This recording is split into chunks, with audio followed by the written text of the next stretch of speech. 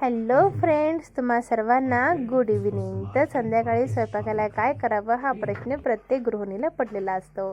तसा प्रश्न मलाही पडलेला आहे. तर त्याच्या आधी आपल्याला किचन सगळं स्वच्छ करून घ्यायचं आहे. आज फ्रीज साफसूफ केलं आहे, त्यामुळे किचनवरती खूप सारा राडा झालेला आहे. तर म्हटलं चला आधी फ्रीज सेट करून घेऊया. भाजीपाला संपलेला आहे, उद्या सकाळी जाऊन भाजीपाला देखील घेऊन यायचा आहे. तर किचन देखील सुंदर छान आवरून घेतलं आणि त्याच्यानंतर स्वयंपाकाला सुरुवात केली. आज म्हटलं काय करावं, तर म्हटलं सुंदर छानसं वरण करावं. वरण, भात, मेथीची भाजी आणि पोळ्या करावा.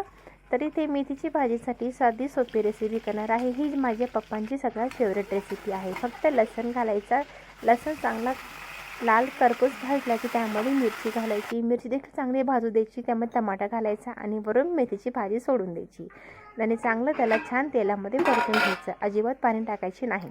इथे आपली मेथीची भाजी ही तयार झालेली आहे आणि त्याच कढईमध्ये मी जिरा, मोहरी, मिरची, लसूण आणि हिंग, टोमॅटो घालून मस्त छानपैकी वरणाला आता फोडणी देणार आहे. एकीकडे मी पोळ्या देखील करून घेतलेल्या आहेत.